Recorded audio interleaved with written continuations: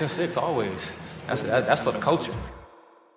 Happy Friday, everybody. Welcome to another issue of the Bucks and Six podcast. I'm your host, DJ De Hoya, and we are on issue 9, Predicting the Unpredictable. First of all, the season has officially started.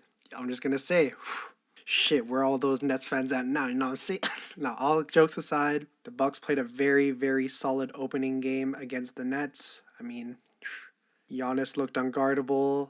Everybody was on their P's and Q's. Drew did go down, and we saw how much of an impact he has in today, where we got absolutely fucking slapped. But I mean, Brooke was out as well. The matchup against Miami, I think, is one that'll be very interesting to watch throughout the year. I'm very excited for that next game. Fingers crossed, though, that everybody's healthy when that does happen. But shoot, aside from that, I mean, it's been a nice few days of games. I mean, the Charlotte Hornets came back from a 20-point deficit. Chris Duarte looked really nice in that game. LaMelo Ball looked really nice in that game. The Celtics and the Knicks already had a classic game, and that's probably going to be the best game throughout the entire season for like a while, I'd say. Double overtime. Jason Tatum kind of played hero ball a bit too much, but I digress. Overall, I'm just very, very, very happy that NBA basketball is back. We get to watch men bounce balls around each other for a nice solid 8 months straight. But you all already know how we started around here. But if this is your first time listening, welcome. Again, I'm DJ, and we start every issue with a take of the day. Let's get to that right now. For this issue, my take of the day is Golden State returns to form and is a legitimate contender in the West. First of all, Klay Thompson is coming back. Therefore, the greatest the greatest three-point scoring, three-point shooting duo of all time, and probably will be for quite a while until Cannon Curry becomes into the league. Klay Thompson is coming back. And I know in my They Got Next issue, I did say he was going to slump. However, while I'm recording this, the Warriors just played their game. I think you can tell how much they are missing Klay. I think despite the fact that Jordan Poole has really started to come into his own, hasn't come to his own yet, but he's right on that. He's right on the tip. Pause. Nah, but for real, the Golden State Warriors are a very fun team to watch, very solid team, and I think as the season goes on and they all continue to grow their chemistry and whatnot, that's a dangerous team right there. And you add back the second greatest shooter in the league. Whew. So to tie that all into a nice, neat little bow, Golden State's going to be a threat in the West. Dare I say top seed. I'm not guaranteeing they're going to be a top seed, but I am guaranteeing that they're going to be a force in the West. And to give that guarantee as well, I got my boy Chuck. Chuck, give that a Guarantee. appreciate it always, Chuck. Now, as I said earlier, this issue is called Predicting the Unpredictable. So what we're going to be looking at is all the records that Bleacher Report, I say again, Bleacher Report, these aren't my predictions, projecting all these teams to have and guessing, would I take the over, the under, or are they just right? We're going to start in the East, and we're going to go division by division, but evidently we're going to be touching on every team and giving a little, not as in-depth as They Got Next was, but just overall quick idea of what I think of the number that they've been giving. Now, without a doubt, the Bucks are going to repeat. But biases aside, let's get right into it. We got the Atlantic Division. But before that, we're going to take a little intermission. I'll see y'all in a bit.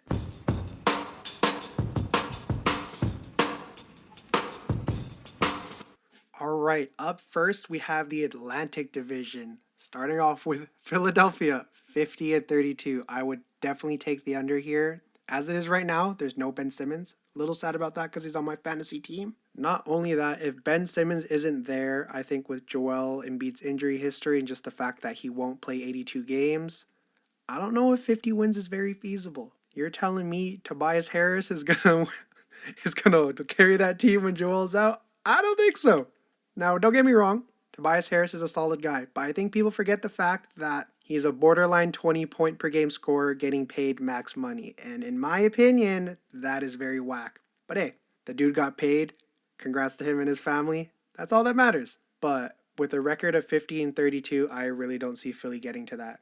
Now with Brooklyn, we got 54-28. I would definitely take the over here. I think regardless of the state right now, Kyrie Irving will eventually play whether he gets vaccinated or Brooklyn just like, shit, man, we want to win a chip. Come on.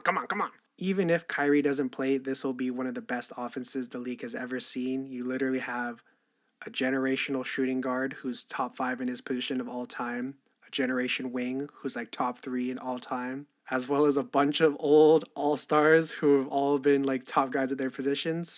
I think much like the Lakers, this is a team that's built for the playoffs, but the fact that they're going to be successful in the regular season is like writing on the wall. So 54-28, I can definitely see Brooklyn being a 60-win team, honestly. Up next, right across the Brooklyn Bridge, I think that's what separates them. I don't even know. I'm Canadian, but we got the New York Knicks, or the Knickerbockers. 46-36, I'd say this is about right. They're building off the momentum from last year. I think they went 41-21 or something. I don't know.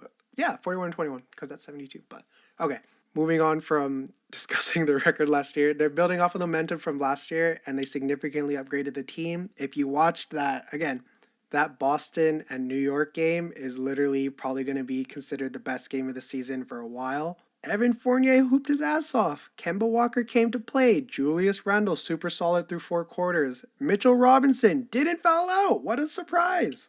And even Obi Toppin was playing super solid. As I said earlier, 46-36, I think that's about right. If anything, they might win a couple more games, but I'm not confident enough to say hammer the over there. And moving from there, we got the team that they beat. Boston, 47-35. I'd take the over here as well. They're going to be one of the best teams in the league this year, I think. Robert Williams played super solid, and he just got paid, and I think he's showing that he was well worth the money, even a steal in my opinion. Jason Tatum is obviously struggled that day, but still put up some nice numbers. Jaylen Brown, though, I think people forget that Jaylen Brown is, I think, at the same level, if not slightly ahead of Jason Tatum, even though he is. Well, I mean, Jason Tatum's younger, but you know what I mean. That is one of the best dynamic duos in the league, and I think could definitely make some noise in the East. Would very much love to see a series with them in the Bucks. I think that would be very entertaining. They didn't have Al Horford, but I think them getting him back is going to be super beneficial. Because, I mean, last time Al Horford was there, they made the Eastern Conference Finals. So 47-35, I'd definitely take the over there. Now, Toronto at 34-48. Unfortunately, Ruben, if you ever listen, bro, I'm taking the under here. I'm sorry. I think the idea of the Toronto Raptors is much better than what we've actually gotten. If you watched that first game, the spacing was really bad in my opinion. Even though the fact that they can run a lineup where there's no guy under 6'6" is nice, if you counteract that with a team that can shoot like crazy, like say the Warriors, I don't know, man. Defensively, it sounds nice, but when it comes to offense, maybe not so much. I think with Toronto, a lot of the year is really just surviving till Pascal Siakam comes back. It's just a matter of if they can do that. And I think as it is right now, overreacting based off the very first game of the season, I'd take the under on that. But for a little bit of a silver lining, I will say I don't think it'd be that many games under 34 wins. Now that's going to do it for the Atlantic. Let's head over to the Central. Now, y'all already know the Central Division is the home of the best basketball team in the world right now, the Milwaukee Bucks, 54-28. Fuck yeah, I'm taking the over there, baby. Giannis has a jumper. That's all I'm going to say. The team's going to have even more chemistry than they did in their championship run, especially with that big three, them just playing together more and more. Nothing but good things can come of that. And just the fact that Giannis's jumper is both quicker, as well as his free throws aren't on the borderline of 12 seconds, aka Usain Bolt is quicker at running 100 meters than it takes Giannis to get a free throw up. The league better watch out. Giannis is winning his 3rd MVP this year, his 2nd DPOY. Shit, man, they should just start him on the bench looking with 6th man of the year too. But getting a little bit off topic there, Milwaukee at 54-28, I would definitely take the over here. I can see them winning 60 games, maybe even more. Moving on from there, we got Indiana at 44-38. I'd take the under here. Indiana is just a team that they love mediocrity. That's why Paul George left. I will say, though, Duarte was looking nice, as well as Sabonis. However, the Charlotte Hornets are a team that only really has one true center. They play PJ Washington at center. Sometimes he's only like 6'7". It's going to be a cake day if there's ever a team that's significantly small like that, whenever you have 2 premier centers in Sabonis and Miles Turner. Despite the fact that they do have a pretty solid team when you think about it, you know, Malcolm Brogdon just signed a contract. Congrats, former Buck. Still love you, bro. Karis LeVert injured, but has the potential to be really good. TJ Warren, same thing. And then guys I mentioned earlier, Miles Turner, Domantas Sabonis. Duarte, though, even though he's like 28 years old, I think he's only like 23, 24. So still relatively young for the NBA, but as a rookie, looked very nice. He was very comfortable, literally waved off for the last shot as a rookie in his first game. Admire the cojones on that, man. Pause. Moving on from there, we got a team that I love very much as well, the Chicago Bulls. 47-35. I think that's about right. Chicago isn't going to blow anyone out of the water during the regular season. I think they'll be one of the more dangerous teams in the playoffs, though, because I think they're a team that, much like a team like Milwaukee, the Lakers, or the Nets, they don't really give a fuck about the regular season. They're just trying to go through the motions so they can really get to what matters, that chip. And I think Chicago is one of those teams that could, even if they don't have regular season success, will definitely be a team that you do not want to face in the playoffs. Because, I mean, a lot of those guys are both vets, as well as young guys really, really thirsting for that first taste of playoff basketball. Like Zach LaVine, the second he touches playoff basketball, not going to say he's going to be as good as Devin Booker was in his first run, but that dude's going to be a fucking demon. Cleveland at 25-57, I take the under here. If they run 3 7-footer lineups, they'll get boned a lot by quick teams, I think. They still have the smallest backcourt, so that's why I think they're running the 3 7-footers. But overall, Cleveland is just a team with a lot of holes, and I think the fact that they're not willing to address them at this moment is telling that it's going to be another year in the lottery for Cleveland fans. I will say, though, just trade Colin Sexton if you're not going to pay the man. That dude could be like a super nice piece on a team like... Can't think of it off the top of my head, but Colin Sexton is a very, very, very fire basketball player still, and I think the fact that they're not willing to pay him, just trade the man, yo. And finally, in the Central Division, we got Detroit, 23-59. I think that's about right. They do have a solid roster, in my opinion. They got the Canadian sensation, Kelly Olynyk. Oh, they have two more Canadians, actually, with Corey Joseph and Trey Lyles. Love to all my Canadians, man, especially NBA. Y'all are super inspiring for Canadians back home here, and pray that one day we'll have like a LeBron level Canadian. We might have that with SGA. Okay, but before I get out of hand here, again, Detroit 23-59. I think that's about right. They have a solid roster, but it's not complete though. Cade Cunningham hasn't played his first game yet because he has an ankle injury. Jeremy Grant is a guy that I'm very high on. I think he can have another very solid year. He was a borderline, maybe not all-star, but was definitely in that conversation for most improved. And overall, I think Detroit is on the precipice of the very nice beginning of their rebuild. It's just a matter of can they hit on their other picks, as well as can this team gel together really well and ignite that spark for Detroit basketball once again. That's going to do it for the best division in the NBA, in my opinion, off of my very biased opinion. From there, let's head over to the Southeast Division. To start things off, in the Southeast Division, we have the Atlanta Hawks, 46-36. I definitely taken the over here. They're going to be a 50-win team this season. I think even though people want to say that the Atlanta Hawks year was a one-off, I don't know about that. They're a force in the East, man. With a full year under Nate McMillan, that means that connection with those players is going to get even stronger. And it's scary. As much as the basketball fan in me wants there to be another Atlanta and Milwaukee matchup in the playoffs, the Bucks fan in me does not want to see those guys there because that team is very dangerous. We've seen that they can beat us. Granted, Giannis got hurt that game. But an L is an L. Atlanta is one of the best teams in the East now, in my opinion. I'd put them over the Sixers, to be honest. And shoot, man, they're scary. Now, moving on to Miami at 48-34, I'd say that's about right. They have an upgraded roster, and Tyler Hero's a daddy now. I mean, we saw what happened when Giannis got a child. We won a fucking title. Nah, but for real, as I'm recording this, Tyler Hero completely torched us for 27 points. Man could definitely win Sixth Man of the Year at this point.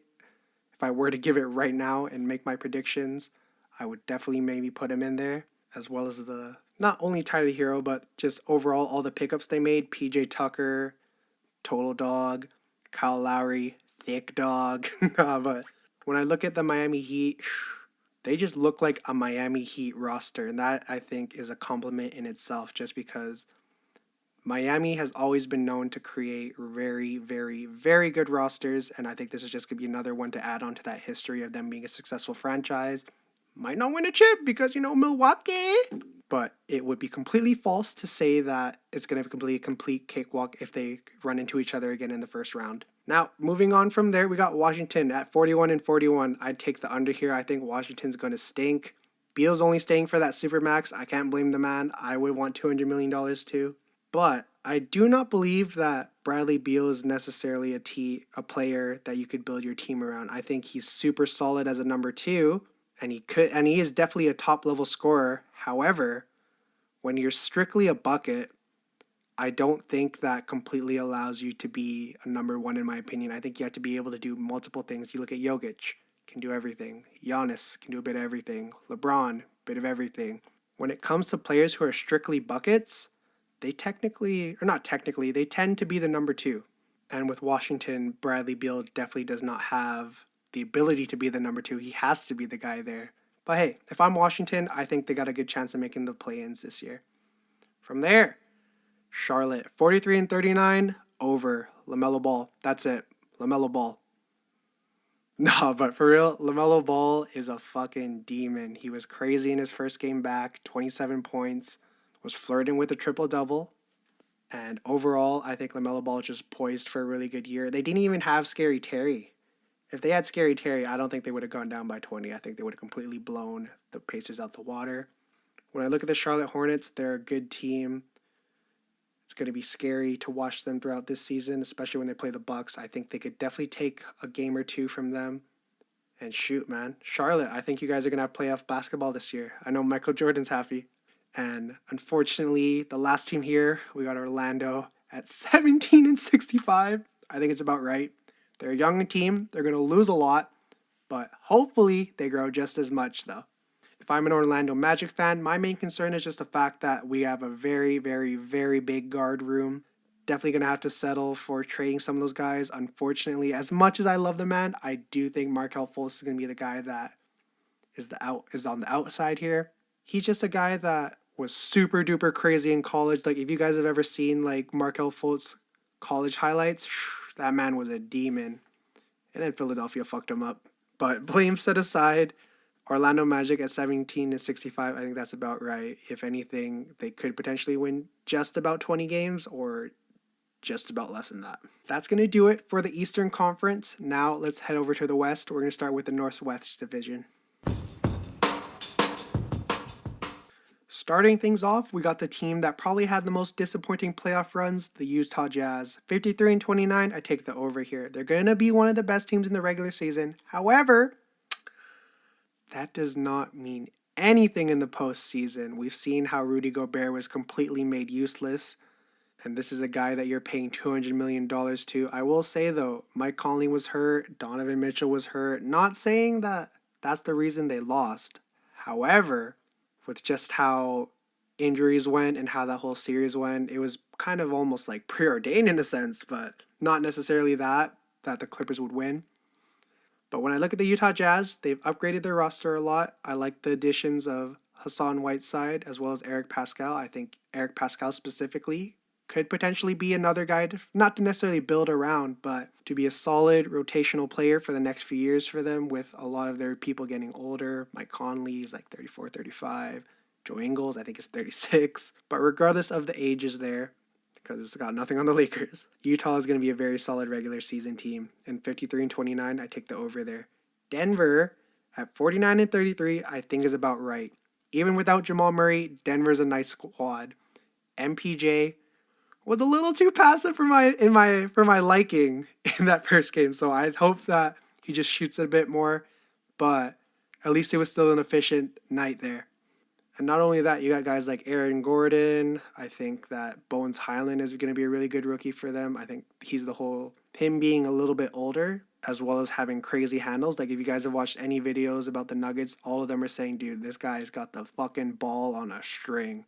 And just the fact that their roster as itself is pretty solid. Will Barton's a really good Will Barton's a really good veteran. Facundo Campazzo, I think, is a very nice little small version of a Patrick Beverley when Patrick Beverley's already pretty small. And I think with how Jamal Murray, from what I've seen, is progressing very well, I think he'll definitely play this season. 49-33, you can almost take the over there, but I'm making this assumption on the fact that Jamal Murray won't play until probably playoff time or a bit before playoff time. 49-33, I think, is about what the record would be at. Portland, the team I cheer for in the West, as much as it pains me, at 45-37, I take the under here. They're going to be good, but not that good. Again, they lack a lot of size compared to other teams, but they're still going to be looking at a 40-plus win season. But when I just look at the moves they made, it's not a very 45-37 offseason is what I'll say.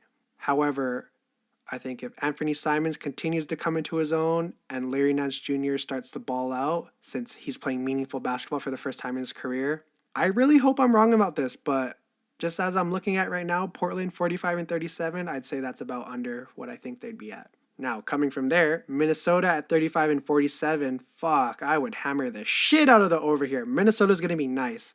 The big three was looking good in the first game. However, I overreact a lot, but I'm going to try not to because it was against one of the worst teams in the Houston Rockets. But either way, I think Minnesota is definitely going to be in the playoffs this year, whether it's like a borderline 6th seed or they make their way through the play-ins.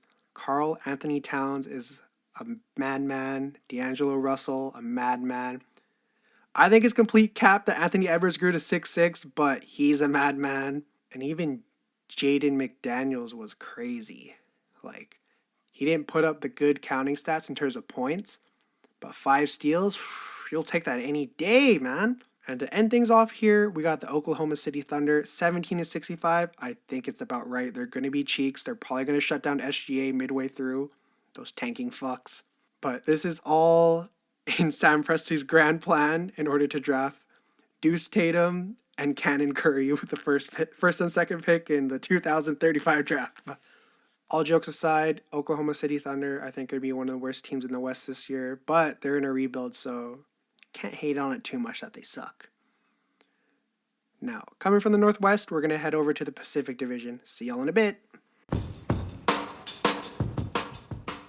Now, when I look at the Pacific Division, I think this is arguably, actually not even arguably, this is definitely the most competitive division in basketball, especially if these teams are all healthy. With Phoenix at 50-32, I'm taking the under. I don't think they're going to be as good this season. The Aiden contract thing and just a lot of their playoff run was contingent on the fact that there were injuries. I don't want to say that's the only reason they made it there. If there's no injuries, LeBron and Giannis are playing in the finals or whatever. I just don't think Phoenix will have the same success that they did last year, this year. That's it. But I will say, just fucking pay DeAndre Ayton. I know 14-10 is not worth that max money, but shit, man, better than losing him. If I'm guessing what they are actually doing, I'm assuming they're not going to offer him a contract and they're just going to wait till restricted free agency when he does get offered the money and then match it there. Because those teams can't offer him the max money that he's looking for. The most they can get from him is like, still max money, but not 5 years, $200 million that this dude wants, which I think is fucking crazy to pay a guy that averaged 14-10. Coming from Phoenix, we're heading to LA. We got the Clippers at 43-39. I think that's about right. Paul George will keep the ship afloat, but it's not the same without their best player, though. Paul George just had a really solid game today. He went fucking crazy, like when he had this no call. And man, the Clippers are going to be good, even though they lost. Super solid roster. Terrence Mann, I think, is poised to break out.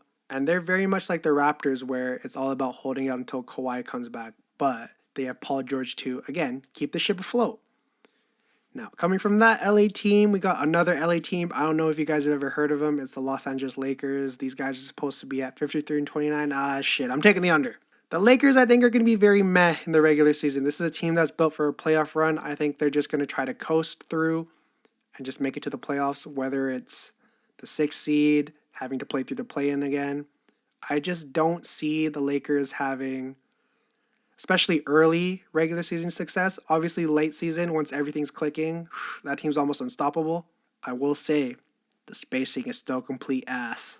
But hey, if when it's all said and done, they do come away with the chip, doesn't matter. They won the chip. Now, coming from that unknown team with these guys, I don't know if y'all ever heard of them, LeBron James, Anthony Davis, but okay, sorry, I'm going to stop that.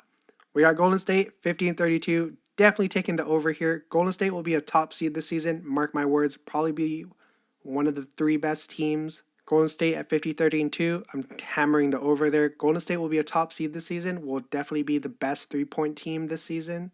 You know, just an educated guess. They're getting the 2nd greatest shooter back, in my opinion. And just when I look at the upgrades they made, crazy. Nemanja Bjelica is playing like Nikola Jokic right now. Otto Porter Jr. I think was a really solid pickup, especially with those two guys playing on vet min. And the fact that they got two solid rookies, cannot complain. Golden State Warriors definitely had one of the best offseasons in my opinion, despite the fact that a lot of people think they should have went in and got a big fish. I think they got a nice few small fish that could turn into big fish. But either way, you're preparing yourself for the future, not necessarily without Curry, but once he's not the same dominant force that he is right now. And to end things off in the Pacific, we got Sacramento at 33 and 49. I'm taking the over here, man. Sacramento. I'm a big believer in the playoffs for Sacramento, but they should trade Marvin Bagley ASAP. Marvin Bagley will forever, regardless of what he does, unless he wins an MVP or becomes like a GOAT level player, he'll always be known as the guy who got taken before Luka, Trae Young, and all these guys that are starting to get paid. Now, Marvin Bagley's still a guy I believe in, but I think his stay in Sacramento is done, and I don't think there's any way to repair the damage that's been done. So much like with a player like Bol Bol, he should be traded and allow that man to pursue greener pastures. That's going to do it for the Pacific. Now let's head over to the Southwest. Now, as the last division we're going to be looking at today, first team up, we got Dallas. 49 and 33, I'm taking the under here. I think they'll be a good 5th or 6th seed, which is still good because you missed a play-in. However, I don't see them winning 49 games.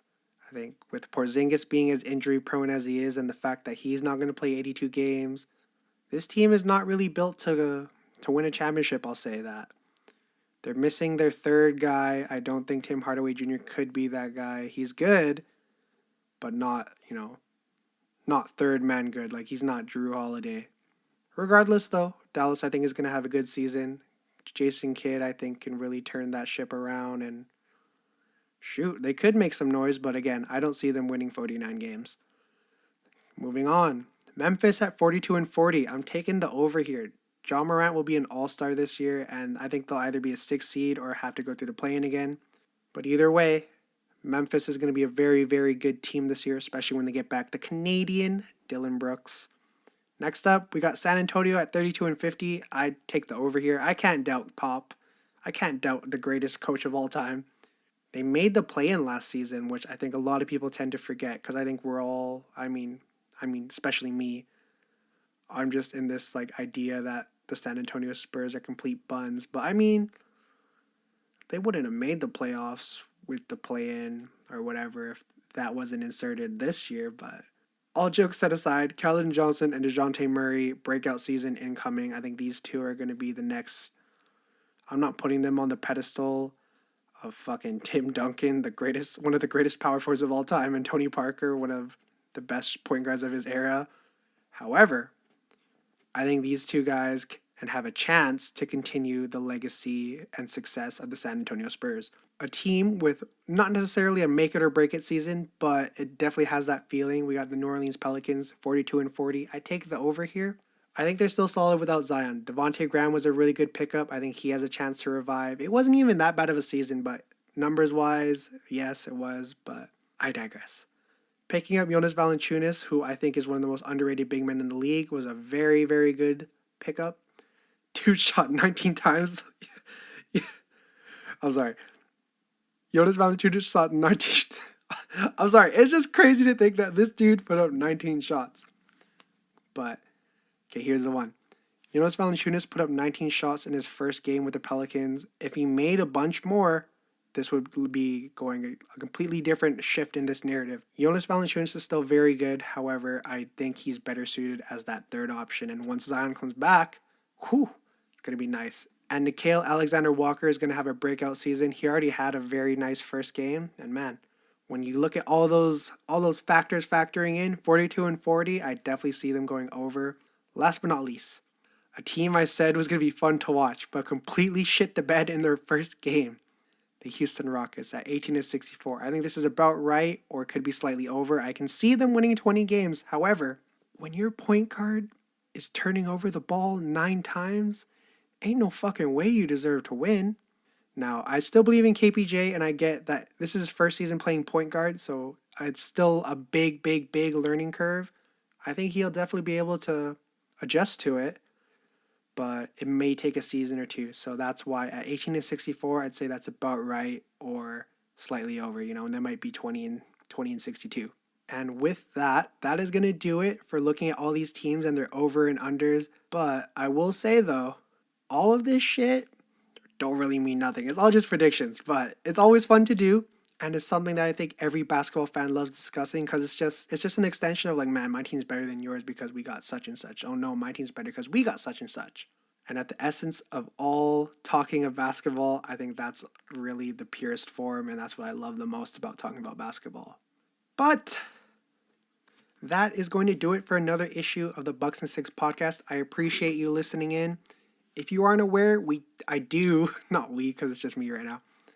I do have a YouTube channel that I'm starting up soon. I mean, I've started uploading the issues there, and I will continue to do that, but we're going to do other things, whether it be, short little reels, moving on to TikTok as well. And I already have the Instagram and Twitter set up for this podcast. All of those you can find at Bucks and Six Pod. Appreciate it if you would follow it. You don't have to, but I would appreciate it. And regardless, the NBA season is back. I'm super duper excited that it's back. We're going to, again, 8 months of nothing but pure, mwah, chef's kiss basketball. Going to be amazing. And all of this just for the Milwaukee Bucks, just to repeat, man.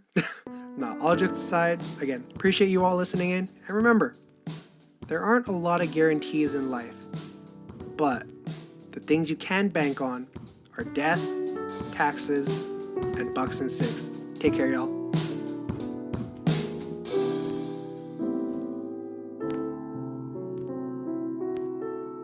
Yeah, Bucks and Six always. That's for the culture.